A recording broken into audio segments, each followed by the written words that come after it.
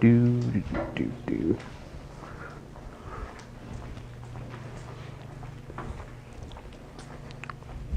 Well, I think I'll get started. It's time. So, Dear Father, we thank you for this day, and I again thank you for this class. The break that's about to start. Help us to use this time wisely, Lord, to glorify you what we do, Lord. In your name I pray, Lord Jesus. Amen. All right, so let me talk about light again a bit. So we derived that the wave equation the electric field should satisfy is nabla squared the electric field equals to mu naught epsilon naught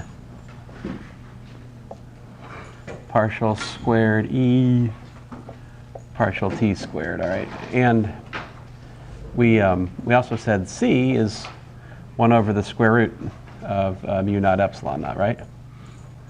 And that's the speed of light. Now, what I didn't talk about yet was some specific equations about it. I also mentioned for you guys that the electric field, it turns out, is equal to the speed of light times the magnetic field. That's the relation. So this is for electromagnetic wave in vacuum. All right, and so I did introduce, but I didn't test you guys on it yet. Anyway, I mentioned that the Poynting vector S 1 over mu naught E cross B points in direction the wave is traveling. I'll just say going. There we go. All right, so, and for what it's worth, you could also talk about the pressure is actually the Poynting vector's magnitude divided by C. And like I mentioned, you usually take a time average of that or something. Okay, so just reminding you guys. Now,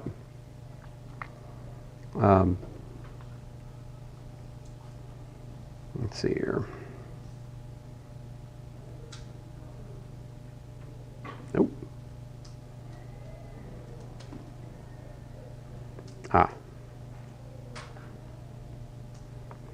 Okay, so here's an example, and what we're going to do is I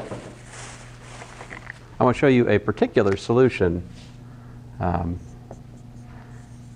this. Now, the kind of solution I'm about to show you is a so-called plane wave. So here it is. Suppose you have the electric field at x, y, z, and t is given by 300 newtons per coulomb times the cosine of ky minus omega t in the z hat direction. All right. So what is, let's interpret this equation. What does this equation tell us about the electric field? Where is the electric field traveling? Upward. Yes. What does that mean? I mean, like it's moving in the z hat direction? Yeah. Okay. Granted. So it's just like in 3 dimensions. I mean, I know what that means, right? But yeah. So it's waving in the z direction. But what else? Like if you have a graph, right? Well, if you have some function that involves an argument like this kind of reveals how it's progressing with time, right? Like let's take some snapshots of that formula. What is the formula at time 0? Yeah, this is, so like t equals to 0, we have cosine ky for that, right? How about after t equals to, oh, I don't know, you know, a later time, what do you have? Like t1. You've got what? You've got cosine of ky. Oh, man. Not the Imperial March? You assign ringtones to people. That's just my regular ringtone. Yeah, yeah. What were you expecting? Maybe I shouldn't ask. Let's see here. Minus omega t1.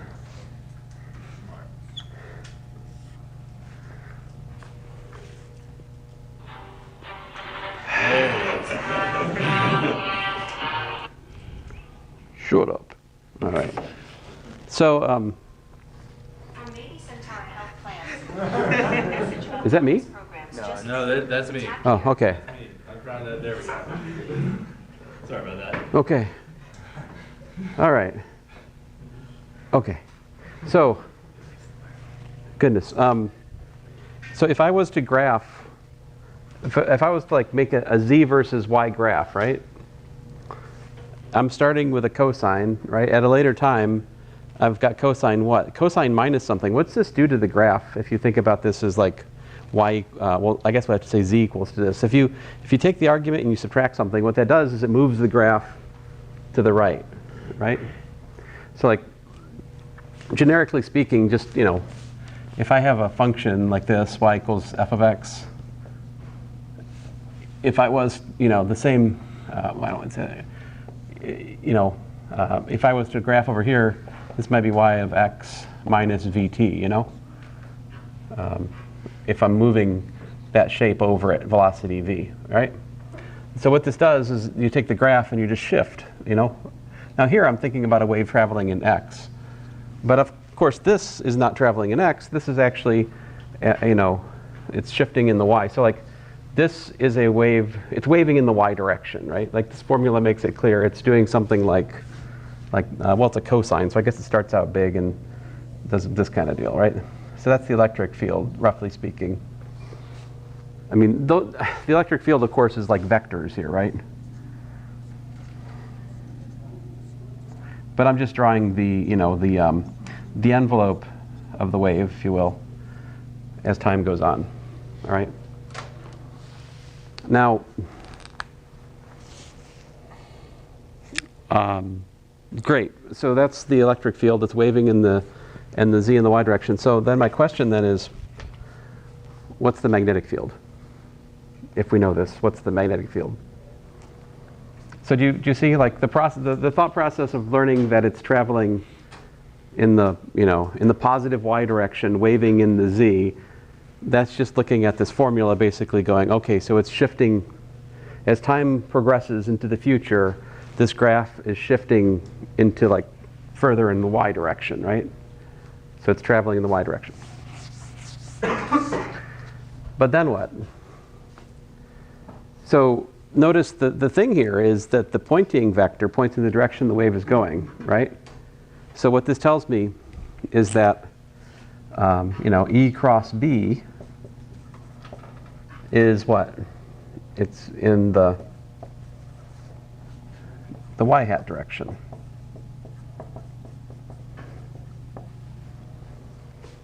Okay, so what does that force us to conclude about the magnetic field? Where is it waving? I mean, it also is going, so the magnetic field will be perpendicular to the electric field, and it's also going to be going in the same direction. So I guess it kind of forces us to do what? The xy, yeah. So it must be that B, yeah, like you said, oscillates in xy direction. So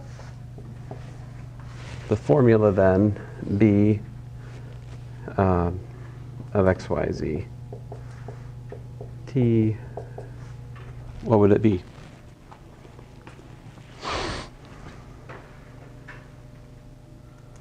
I'm not sure I agree with the solution I'm looking at.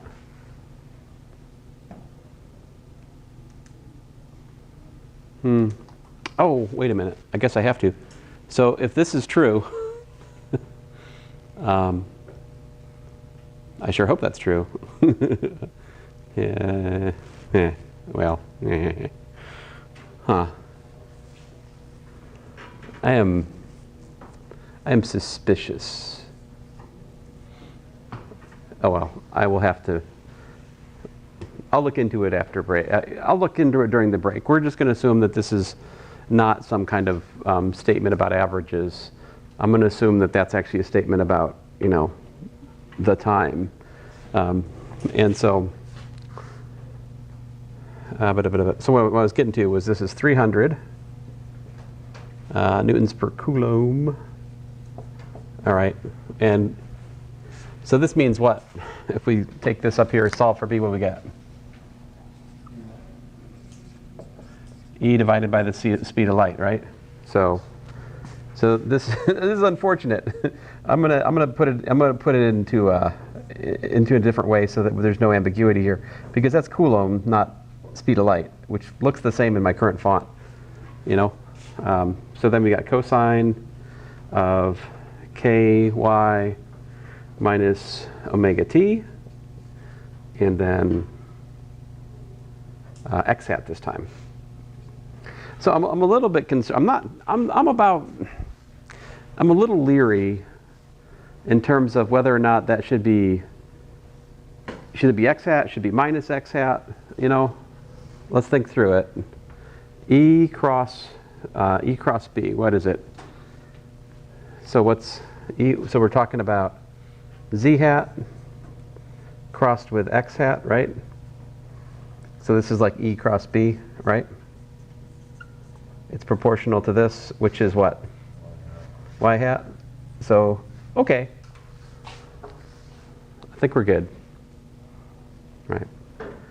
The thing I'm just slightly antsy about is, like, I feel like there might be an issue of like a phase factor. Like, is it true that they're in phase? I don't have a derivation in the notes, so I'm a little. But anyway, here it is for now. There you go. So that's the magnetic field. That was the first question. Now, can you guys, now that we have that, can we derive the point? What's the Poynting vector of this wave? Let's work that out.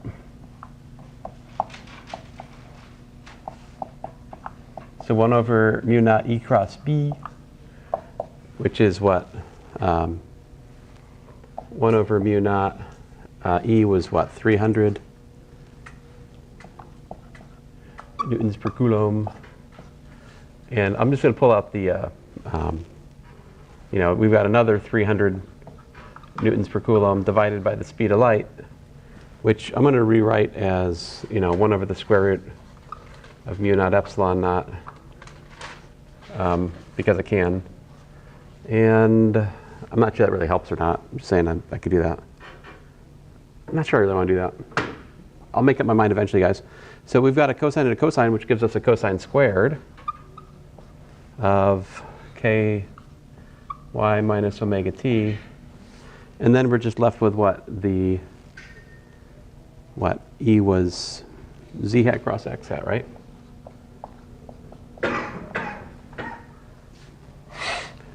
Let's see here. So,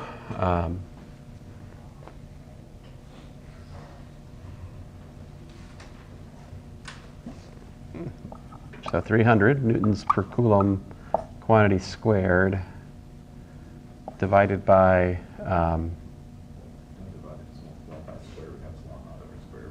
oh yeah, thank you. So I was just square root of epsilon naught divided by mu naught, I guess. Well, anyway, I'm not.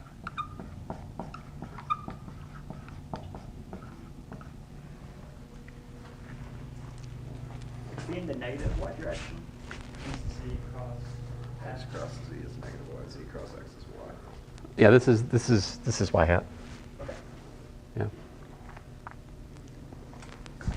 All right. So there you go. I just wanted to do an example like that. The other thing I want to talk a little bit about is, the energy in electromagnetic wave. How's that work? Do you guys do you study that in like a chemistry class or anything here? Or anybody know from high school? It's briefly covered in chemistry. Briefly covered, like the electromagnetic spectrum? Yeah. Let's see if I can. So the energy, now this is not the electric field, this is energy. Okay. So energy is Planck's constant times the frequency. Now you might wonder, what on earth is Planck's constant? It's 6.626 times 10 to the minus 34 joules per second.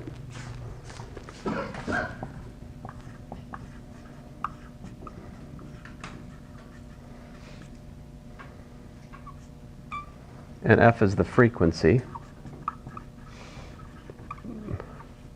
So you can also write this formula as so-called h bar omega. And so that h bar here is h over 2 pi, whatever that is. I don't know off the top of my head. But the omega is also 2 pi f. So this is also known as the angular frequency. Right? And so what these formulas reveal is that the the energy of electromagnetic radiation is proportional to its frequency. All right? So like higher frequency electromagnetic waves have higher energy per photon, right? So as we study light more deeply, we learn that it has both a wave and a particle nature. You should get Dr. Budaras talking about this. He has much to say. But in short, the quantum of light is the photon. And a higher energy photon has more energy. Well, the higher frequency photon has higher energy. But the omega is the angular frequency. Like, this is consistent with the notation I used in example 1. See this omega? That's the angular frequency of the wave, the same omega, okay? It's characteristic of, well, how does that relate to the period? So like angular frequency is also equal to 2 pi over the period, right? The frequency is 1 over the period. So my apologies, this year in my physics, I really haven't touched much on these. I really should do that more. So I've shortchanged you. You should demand a refund for sure. But anyway, this is the deal. So the frequency is reciprocal to the period of the wave, right? And this is the angular frequency. So you can also talk about the wavelength, all right? And the wavelength, you usually use lambda for wavelength. So wavelength times the frequency, what's that? So if you have the wave is this long and it takes that much time for it to move, this is, well, it's the wavelength is a length and frequency is reciprocal in time. This is like a meters per second. This is the speed of the wave. This is v. All right, the speed of the wave is f times lambda. So you can also, so we have the speed of the wave, which for us for light is the speed of light, c. So yeah, it's f lambda, but if we rewrite that, we can rewrite that in terms of omega. What do we have? F is what? How does f relate to omega? What? Oh yeah, we need 2 pi f times lambda over 2 pi, right? So then that makes this omega, and what we have here is called k. So k equal to lambda over 2 pi is the so-called wave number. I think it's the wave number. Goodness gracious, I'm rusty. But that was the k I used over here. It's characteristic of the length of the wave. So we can also express, the energy of the photon in terms of Planck's constant and the frequency. We could also express it in terms of wavelength. How would we do that? So we've got what? C is equal to what? Frequency times the wavelength, which means that the frequency is equal to C over the wavelength, right? So I could also come back here and trade this out for like, HC over lambda. Or we could also write it as what?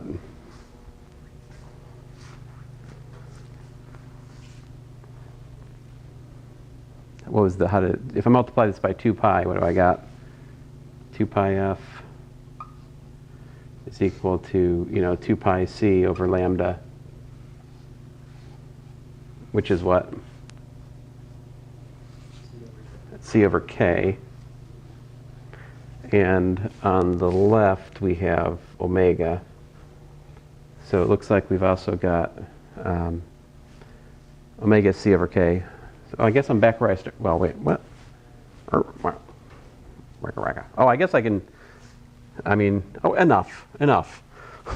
There's about 15 different ways to write these formulas, all right? And so the point I'm trying to get to you is simply this, is that there is a tight relation between the frequency of light and the wavelength, right? So like higher frequency, shorter wavelength, all right? And also higher frequency, higher energy.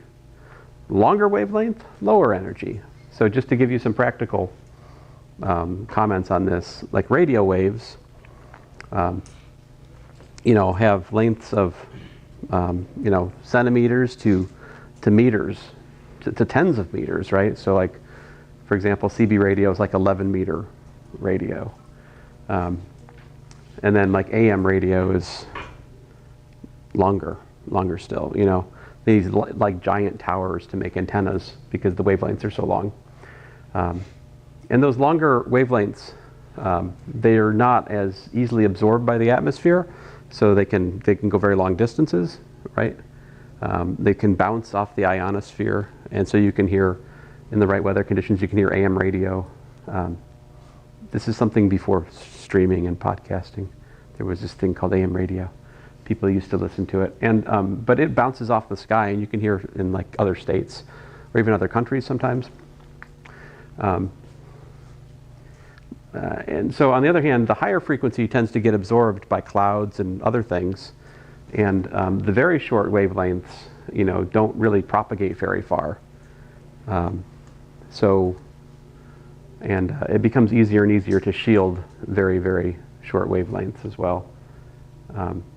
To a certain degree, and then once they get to be too energetic, then they just kind of go through stuff, right? So so you got what, like microwaves, we use those for food, that's like 2 centimeter wavelength, something like that, right? Which is why grapes are awesome in a microwave, because there's like a resonance there. So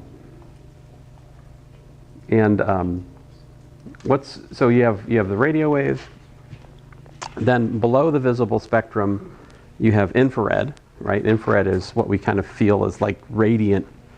You can feel it, but you can't see it, right?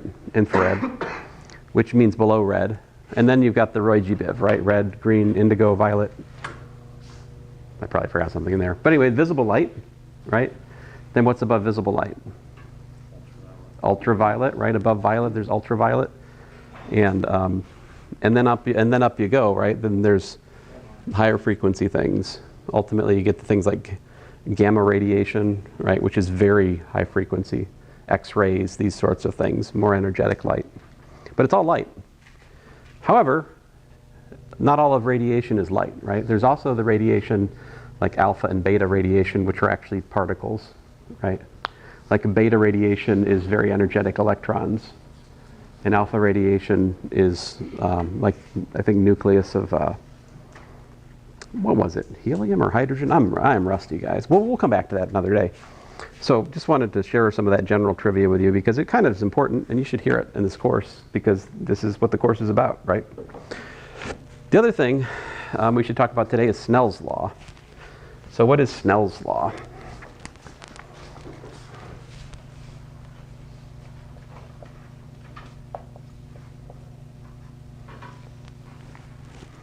So to understand Snell's law, I don't know why I wrote it over there. I should do it over here. Idiot. Me, not you. Let me give you guys this participation exercise. So here you just gotta, you guys, tell you what, I'm gonna just hand it out today. I'll collect it like the, after break, okay? But we worked the first problem today already. And if you can, so there's like 70 participation points. And this will be some of those points. Oh, apparently 25, I left the points on it. Now these are test questions from yesteryear. So, let's see here.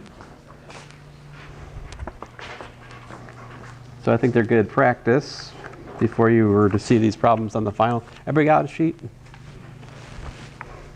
Mm-hmm. What's that? You got one? You got one? Yeah. Okay, cool. Everybody got one? We're all good? Okay. Let's see here. So in addition to this sheet, there is also a 10-point you just came today bonus. So somebody get out a sheet of paper if you would. I'll tell you what, let's use this one. On the back of this, if you can just print your name for me, this will be worth 10 points in the participation grade.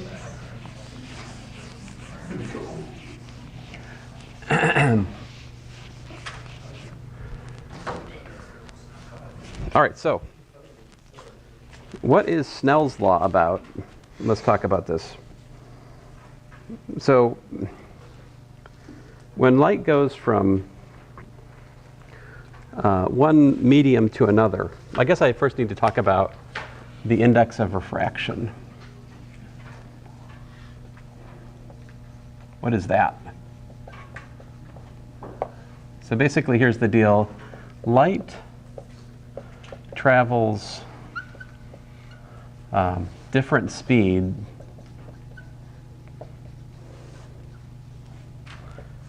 in different media.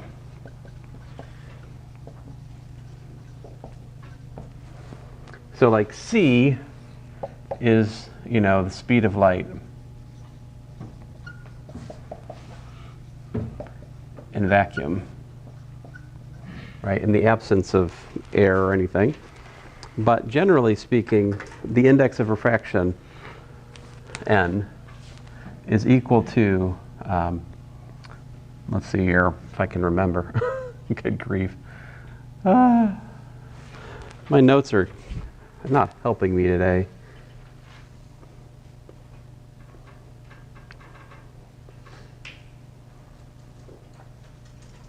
There we go. C over V. So let's think about this.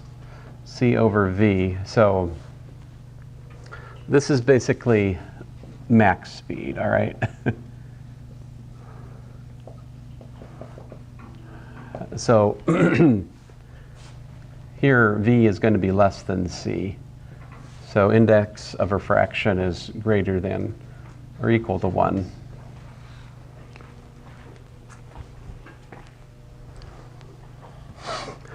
So the thing is, if you think about light going from one material to another, if you think about it, right, so here's maybe material 1, material 2, whatever, however you want to number it.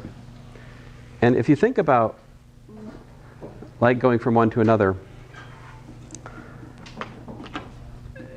since the velocity of the wave is different in the different media, what happens if we think about, suppose that the wave is like this, right? So this is the direction of the wave, and I'll draw the wave fronts as if they're just lines, okay? So these would be like crests in the formula we were looking at a few minutes ago. If you think about it, the frequency of the wave has to be the same in both media, Because if the frequency of the wave was different in the different media, you'd have this thing where the light was like piling up at the interface, and that doesn't happen. Right? So the frequency has to be the same, which ends up, if you think through it, meaning that like the light has to basically change directions in order that the light waves, in order that these things don't end up piling up. And so that essentially is why this happens. And in a nutshell, I'll just get to the point here. We all want to start our break. So here's the incoming, like, you can think of this picture whichever way you want. I'm just starting below and going to above. But there's an equivalent picture that could be drawn, you know, for light that was starting above and going down below. But I'm going to start below and go above, like this maybe. All right. And suppose we've got index 1 down here and index 2 up here. Snell's law, which can be derived from a least energy, well, I think a least time principle actually for light, if you study the variational calculus of the problem. Sometimes I work that out in advanced calculus if the crowd's right. And, but it can be derived. And what turns out is that the angle here off the perpendicular of the interface, off the normal to the interface, that angle theta 1 and this angle theta 2, they're related. And the way they're related is by Snell's law. And Snell's law simply says that n1 sine theta 1 is equal to n2 sine theta 2. And that's it. That's Snell's law right there. Simple as. So let me give you a practical example. Let's see here, example 2, I suppose, right? So if you've got like a swimming pool, right?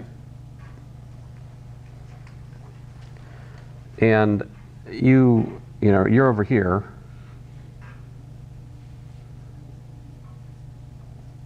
Right? And you're looking up. And you look up like this, right? Then the question is, what happens to that light? I mean, okay, fine, I'm saying what happens to light. I mean, technically I should really reverse the story, right? Light's coming out from here and bending back and hitting your eye. That's the truth.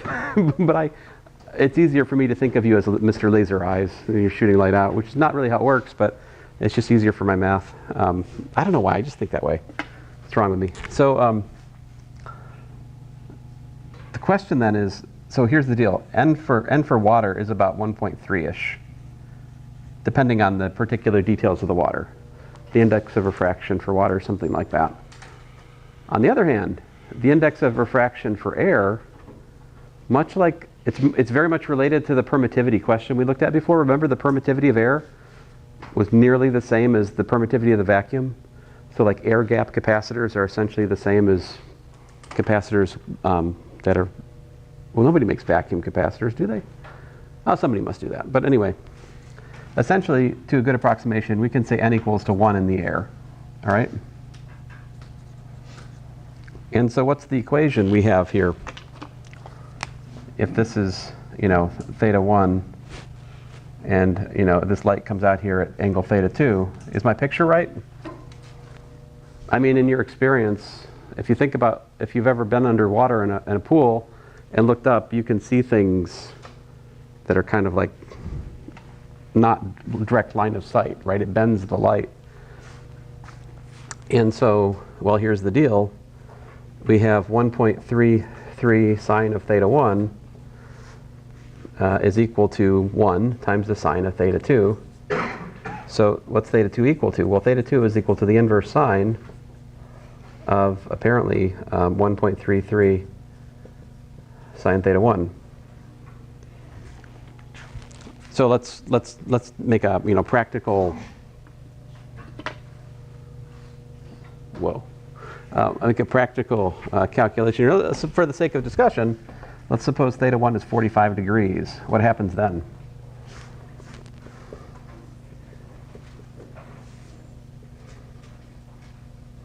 Well, sine of 45 is like 1 over root 2, right? 0.707 if you like. What's that?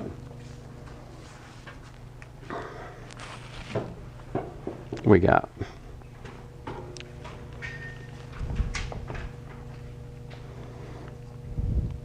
Oops, cube root, that's not what I want.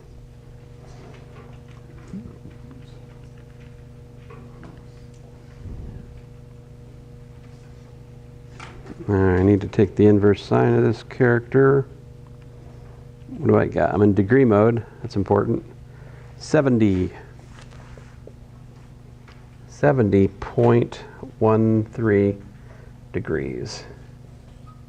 So so that's the angle off the normal, right? So it's bending the light down. In fact, about what? How far? I mean, 45 versus 70, so you got what, like 25 degrees down. I mean, you can see that if you go underwater and try to do this.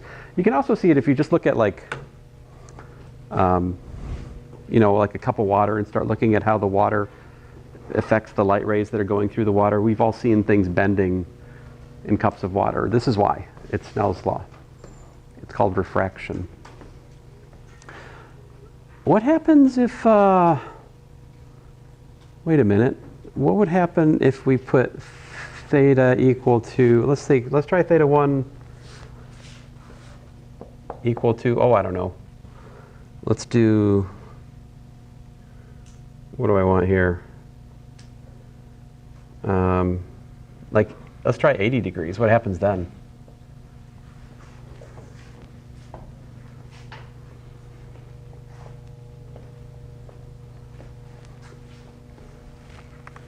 Theta 2 would be what? Inverse sine of 1.33 times the sine of 80 degrees, right? How's that work out? It doesn't. What do you mean?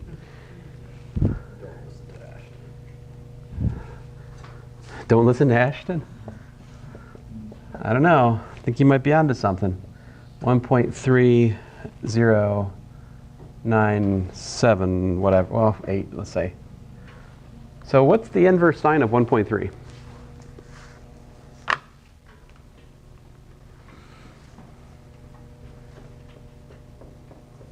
Yeah? So what is it? They don't teach you that in like engineering 133 or something? Like, can't you calculate it in MATLAB? And there's some sort of add-on package or something? No? 100? No. The answer is no. This does not exist.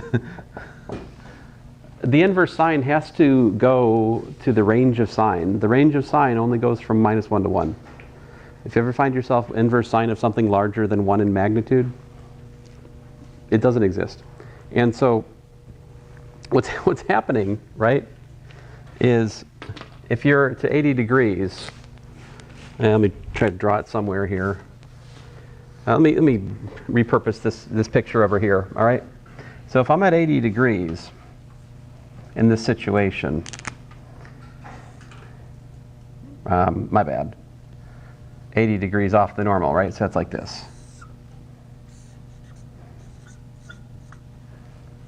What it doesn't, it just doesn't, what does it do? It just does what? It actually just reflects is what happens. In fact, this is generally the case. Optically, so now I have to talk about shining a light. If we were shining a flashlight like underwater, two things happen, right? Well, it depends on the angle. Depends on the angle. Part of the light, so let's suppose we're under that so-called critical angle, okay? So this would be the critical angle, wouldn't it? So that's the maximum logical refraction we can get, is this limit as we get 90 degrees off the new media, right? That would make the light, it can't do more than that, because then that's just bending back into the original media. That's where the equation breaks down. So you got like sine n1, sine of the critical angle, is equal to n2 times, well, sine of 90, which is also known as n2. So that would be theta c is equal to inverse sine of like n2 over n1. So what is that for this water situation we're just dealing with? What's the inverse sine of, 1 over 1.3?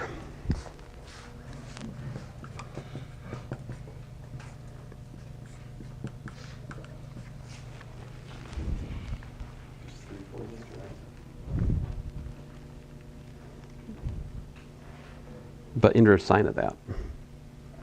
So this turns out is like 48.75 degrees, something like that. For my made up, now I'm not absolutely sure that the index of refraction of water is typically 1.33. I just made that up for the purpose of our discussion today.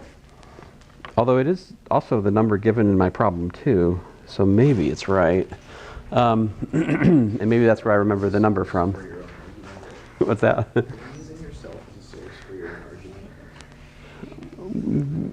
I'm reliable. I know things. Sometimes, but anyway, so that's the critical angle. I think it. Past that, what happens? So even before this angle, all right. If I've got some sort of flashlight down here.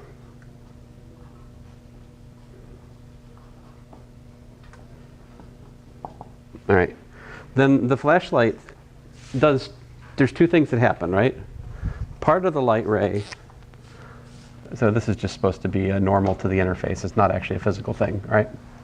So part of the light ray comes up here and bends away from the normal like that, all right?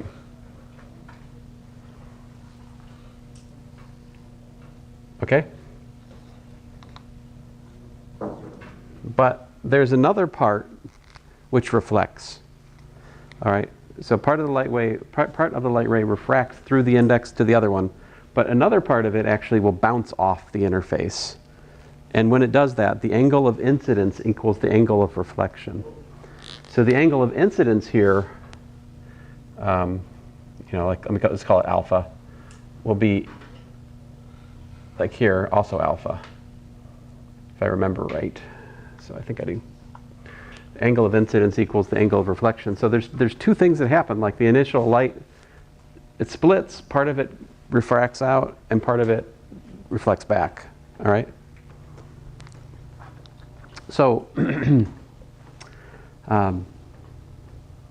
what happens for angles past the critical angle is the light only reflects. Right. The light only reflects past that critical angle. This is exactly what you want in a fiber optic cable. See, because a fiber optic cable is made using these same principles. So what you have is two different materials, like an inner and an outer clad, something like that. And if you have like this, right, and you've got N1 here and N2 here, right, like a fiber optic cable. As long as you've got the light in the cable bouncing like this, right, as long as the angle stays shallow enough, it just reflects back, right? Like if the angle of incidence is not too abrupt. See, the angle of incidence for our 80 degrees was 10, right? So the angle of incidence for this light water thing, if it's past what? Whatever 90 minus 48 is, I don't know. 41.25, I guess, whatever. So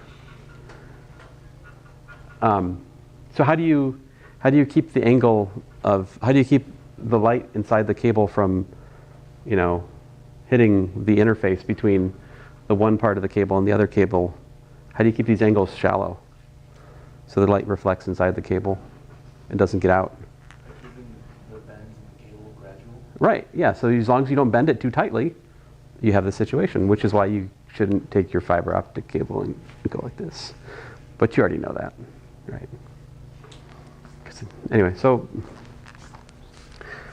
That's why you want the total internal reflection, and that's possible because of refraction. So there is, of course, way more to learn about fiber optic cables that I would not even start to teach you in this course. There are very interesting things that have happened in physics in even just the past, well, I guess it's 50 years now. So there's something called Barry's phase, and that was discovered in about 1980.